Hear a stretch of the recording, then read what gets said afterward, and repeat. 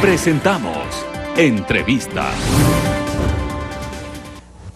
Iniciamos la entrevista, saludamos cordialmente a Berenice Cordero, ministra de Inclusión Económica y Social, que se encuentra en los estudios de Telerama en la ciudad de Guayaquil. Quisiera tener primero, ministra, antes de iniciar nuestro diálogo con el tema que nos ha convocado hoy a propósito del Día Internacional del Niño, pero quisiera tener un comentario suyo, un criterio suyo sobre lo que está aconteciendo en el sistema penitenciario del país. Hay un estado de excepción.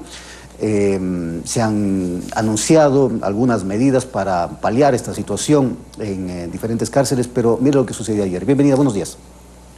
Gracias, muy buenos días.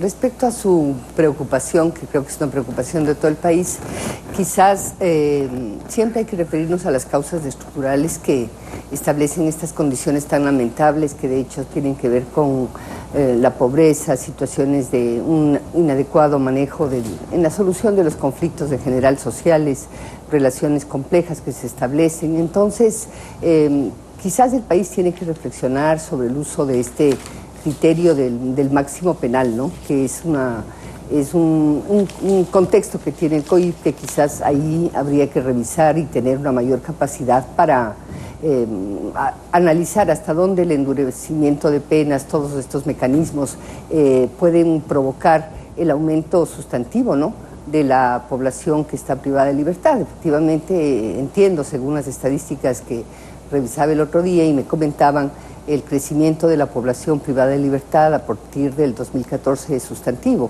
Entonces, todos estos elementos hay que analizar, y de otra parte también cómo es que la sociedad quiere reprochar este tipo de situaciones y cuáles son las respuestas legales y las capacidades para albergar, digamos, toda la población privada de libertad. Entonces, sin embargo, también otra vez reiterarle al país que más allá, digamos, de estos problemas que tienen un orden, digamos, delincuencial en las actuaciones de las personas, hay que recordar que la violencia social, las relaciones dentro de la familia, etcétera, es lo que caracteriza más bien el crecimiento de la violencia en el Ecuador. Esto tiene que ver con situaciones de violencia contra los niños, las mujeres, etcétera.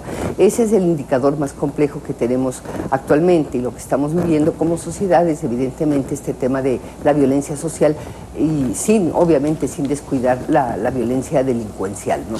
¿Cuánta preocupación tiene el gobierno? Le pregunto esto porque hubo la declaración de un funcionario vinculado directamente a la rehabilitación social que trataba o mencionaba a los PPLs como parásitos.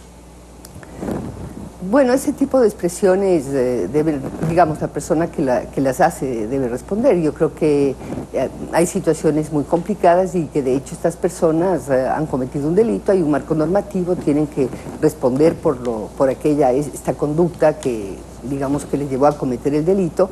Este tipo de conductas no son aceptadas de acuerdo a nuestro marco legal, y me parece que una persona en esa condición, de hecho, igual necesita posibilidades de rehabilitación. Ese es el concepto que anima tanto al COIP como a la norma constitucional ecuatoriana, de manera que deben realizarse esfuerzos para que estas personas tengan oportunidad de reinsertarse, reincorporarse. Los sistemas penales en general en los distintos países lo que promueven es justamente el trabajo, la formación, digamos, continua, los procesos de rehabilitación. No siempre será posible, hay otro tipo de cuadros, otras complejidades, pero creo que el país tiene que seguir haciendo un esfuerzo, y entiendo también que esa es la voluntad del señor presidente, muy preocupado por este tipo de situaciones, pero también tenemos que analizar, como le decía al principio de la entrevista, hasta dónde este derecho penal máximo, que está muy presente en la legislación ecuatoriana, es la salida que necesitamos para corregir, digamos, estas conductas que tienen un origen muy estructural y se está relacionado con factores de altísima complejidad. Entremos en materia del tema que nos ha convocado, ministro, y gracias por sus expresiones y su buena voluntad. En la Asamblea Nacional, a propósito del COIP, se analiza la posibilidad de reformas para despenalizar el aborto en casos de violación. Yo quiero citarle un dato que trae diario La Hora en la emisión de hoy y que dice: según datos del Instituto Nacional de Estadísticas y Censos, del INEC, del Ecuador, hasta el 2016 había 2.115 niñas embarazadas en el país entre los 10 y 14 años de edad, mientras que entre 15 y 17 años había 23.809. Esto es un dato que trae Diario La Hora. ¿Qué expectativas tiene el gobierno nacional en torno a lo que se decida en la Asamblea sobre este tema? La sociedad ecuatoriana está muy preocupada y demanda, que también las estructuras del Estado, el sector público y en general se procure un consenso respecto a las graves implicaciones que tiene el embarazo adolescente en el Ecuador. Ya se ha mencionado mucho, tanto en los medios de comunicación como en las redes sociales, que el Ecuador es el segundo país prácticamente en la región que presente este fenómeno del embarazo adolescente. Este embarazo adolescente tiene implicaciones enormes en la vida de las niñas, de las adolescentes mujeres en particular, porque buena parte de ellas tiene que deslindarse inmediatamente del proceso educativo y el proyecto de vida individual y la posibilidad de crecimiento y de incorporación adecuada de las jóvenes mujeres en el Ecuador se ve muy comprometida por el embarazo adolescente.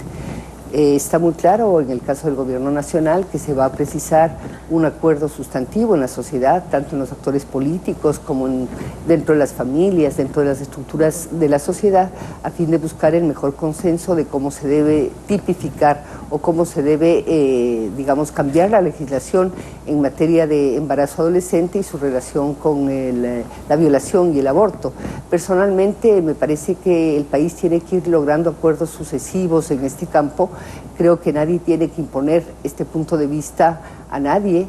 Me parece que es una materia que está relacionada efectivamente con los derechos a la salud, el derecho a la educación, el derecho a tener un proyecto de vida, de cada mujer joven en este país, de cada adolescente, y que es un fenómeno que da cuenta justamente de ciertas prácticas que están muy presentes en las familias en nuestro país, muy presentes en nuestras comunidades, que básicamente se relacionan con el abuso sexual. Entonces, por una parte estamos discutiendo una medida que es compleja, que es difícil, porque no todo el mundo tiene un punto de vista consensuado respecto a este tema. Es un tema muy polémico, por supuesto. Es polémico, es complejo, tiene que ver con principios y convicciones que están muy presentes. Nuestra norma constitucional dice el respeto de la vida desde su concepción, así es como dice, y de otra parte, ciertamente las chicas, las adolescentes que viven este drama, que es un drama, como le digo, complejísimo por las consecuencias que tiene y también porque muchas de estas adolescentes fueron sujetos de violación, y eso es uno de los crímenes mayores, como así se lo considera en la legislación y muchas de ellas, la mayoría de los casos, en su entorno familiar. Sí, lastimosamente hay muchas cosas que en este país todavía no se hablan con la transparencia, con la verdad, la sinceridad que es necesaria. El país tiene que saber que al menos 3 de cada 10 niños, niñas y adolescentes en este país son víctimas de abuso sexual. La mayor parte de estos abusos sexuales, que tienen una gama bien amplia, pueden ir desde tocar hasta mirar, hasta otro tipo de situaciones como la violación.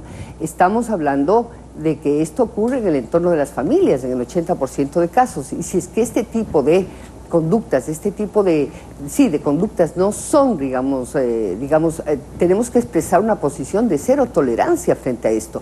Nuestras familias tienen que cambiar ese tipo de conductas, tiene que entenderse que no, el niño no tiene capacidad, la adolescente no tiene capacidad de responder, y normalmente incluye una serie de tratos crueles como el silencio, como la coacción, como la coerción y las amenazas y el secreto.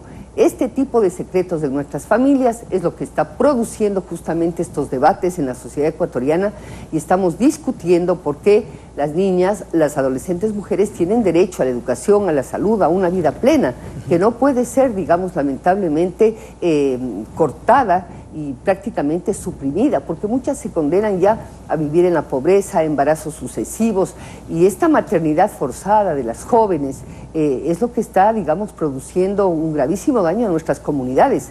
De modo que yo creo firmemente que las familias en Ecuador tienen que cambiar en ese sentido, y estos temas tienen que debatirse de manera amplia y lograr un consenso respecto a cómo debe responder la sociedad a este tipo de prácticas que son violatorias de los derechos humanos de las niñas y adolescentes. Gracias, ministra. Berenice Cordero, ministra de Inclusión Económica y Social. Vamos a hacer una pausa. Al volver estará Javier entrevistando a Milton Luna, ministro de Educación.